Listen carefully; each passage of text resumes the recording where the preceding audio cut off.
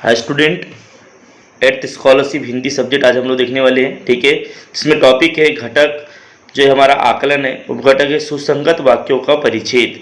मैं नवीन नेड़े, ठीक है, आज आपको समझाने वाला हूँ सुसंगत वाक्यों का परिच्छेद जो है ये टॉपिक में है क्या एक्चुअली। ठीक है, और स्कॉलरशिप में इस पर आधारित कितने प्रश्न पूछे जाते हैं, कैसे प्रश्न पूछे जाते हैं, इसकी जानकारी जो है आज आपको मैं देने वाला हूँ इस स्लाइड के माध्यम से। ठीक है, तो आगे देखते हैं स्लाइड में है क्या। घटक है आकलन, उपघटक सुसंगत वाक्यों का परिच्छेद। ये पहला ही हमारा घटक है। ठीक है, स्कॉलरशिप में हिंदी सब्जेक्ट का पहला घटक है आकलन। ठीक है, उसमें उपघटक सुसंगत वाक्यों का परिच्छेद। आगे देखने वाले परिच्छेद को सर्वप्रथम सावधानी पूर्वक पढ़िए। कोई भी परिच्छेद रहे उसको आपको सावधानी पूर्वक पढ़ना है, ध्यान पूर्वक पढ़ना है। तो यहाँ पे कुछ इंपॉर्टेंट बातें दी हुई है। परिच्छेद के रिक्त स्थानों को पूर्ण करने के लिए प्रथम वाक्यों से अंतिम वाक्य तक सावधानी पूर्वक जो है वाचन करना है। कोई भी परिच्छेद रहे उसको उसके रिक्त स्थानों की यदि आपको पूर्ति करना है तो उस वाक्य को पूरा आपको आकलन के साथ समझपूर्वक ध्यानपूर्वक आपको पढ़ना है। वाचन करते समय अचूक उत्तर के लिए जो आप जल्दबाजी ना करें। बहुत से बच्चे जो है ये उत्तर देने के लिए जल्दबाजी करते हैं, वाक्य को आधा ही पढ़ते हैं और आधा ही समझकर कभी कभी प्रश्नों का उत्तर या नीचे उत्तर सूची में जो गोला भर देते हैं, जिससे क्वेश्चन का आंसर गलत हो जाता है और 2 मार्क हमारे कम हो जाते हैं। ठीक है, तो रिक्त स्थानों में योग्य 4 पर्याय में से एक पर्याय का चुनाव करना है आपको।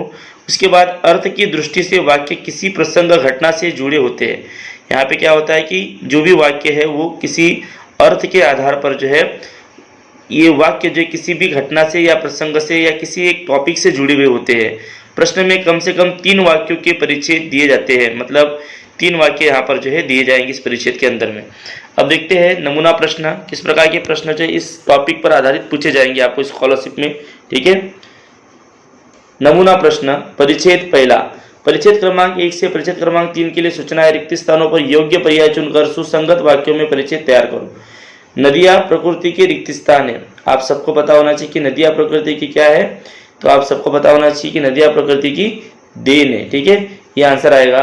बड़ी नदियों पर रिक्त स्थान बनाए जाते हैं, तो बड़ी नदियों पर मंदिर, कारखाने, कार्यालय, पुल, चारों में से क्या बनाया जाता है? पुल बनाया जाता है। ठीक है, नदियों को रिक्त स्थान कहा जाता है, तो नदियों को माता कहा जाता है। इन तीनों प्रश्न के आंसर जो आपको पता है, आप देख रहे होंगे कि तीनों प्रश्न जो है ये तीनों प्रश्न एक दूसरे से संबंधित है, नदी पर आधारित है। ठीक है, मतलब यहाँ पर एक ही टॉपिक को लेके जो तीनों प्रश्न पूछे जाते हैं, इसकी आपको समझ होना चाहिए। ठीक है, उसके बाद हम लोग आगे बढ़ते हैं परिच्छेद क्रमांक दूसरे की ओर। ठीक है, तो प्रश्न क्रमांक पहला, महाराष्ट्र में रिक्त स्थान गणेशोत्सव को तिलक जी ने बढ़ावा दिया है। आप सभी को पता है कि यहाँ पर इसका आंसर आता है सार्वजनिक गणेशोत्सव को जो है तिलक जी ने हमेशा बढ़ावा दिया था। ठीक है, उसके बाद प्रश्न क्रमांक दूसरा क्या बोल रहा है कि गणेश चतुर्थी को गणेश की मूर्ति की रिक्त स्थान होती है, प्रतिष्ठा होती है। हम उसकी विविध प्रकार के गणेश जी की जो है आरतियाँ करते हैं, उनकी बड़ी बड़ी मूर्तियों को रखते हैं, उनकी जो है पूजा पाठ करते हैं। ठीक है, इसके बाद जो है प्रश्न क्रमांक तीसरा देखते हैं।